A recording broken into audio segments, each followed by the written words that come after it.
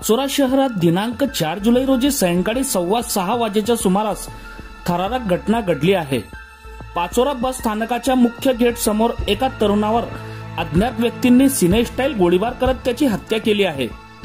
या घटनेमुळे पाचोरा शहरात तणाव पसरला असून तब्बल 12 गोळ्या फायर झाल्याची माहिती मिळत आहे।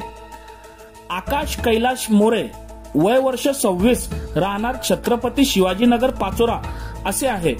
सोमवारी दिनांक 4 रोजी संध्याकाळी 2 संशयित मारेकरी दुचाकीवरून आले आणि त्यांनी बस स्टँड जवळ असलेल्या आकाश मोरेवर सिनेस्टाईल गोळ्या झाडल्या। नंतर मारेकरी घटनास्थळावरून फरार झाले। यावेळी नागरिकांनी धावपळ उडाली।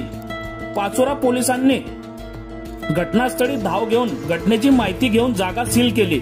त्यांनी तत्काळ पंचनामा करून आकाश मोरेला पाचोरा ग्रामीण रुग्णालयात हलवलं, मात्र डॉक्टरांनी त्यास तपासून मृत घोषित केले।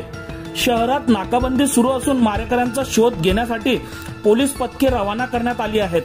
परिसरातील सीसीटीव्ही फुटेजची तपासणी सुरू असून हत्येचे नेमके कारण काय ते अद्याप समोर आलेले नाही।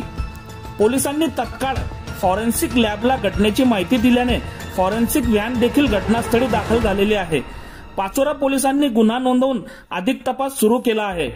घटनेत तब्बल 10 ते 12 राऊंड फायर झाल्याची प्राथमिक माहिती हाती येत आहे। दरम्यान भुसावळ शहरात अशा प्रकारचे खून होत असल्याची पार्श्वभूमी असताना मात्र शांत असलेल्या पाचोरा शहरात गुन्हेगारीची भयंकर घटना घडल्याने नागरिकांमध्ये भीतीचे वातावरण झाले आहे।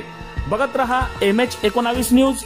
मुख्य संपादक श्रीकांत वानखेडे सोबत ब्युरो चीफ जोहेब सय्यद, जळगाव जिल्हा, महाराष्ट्र।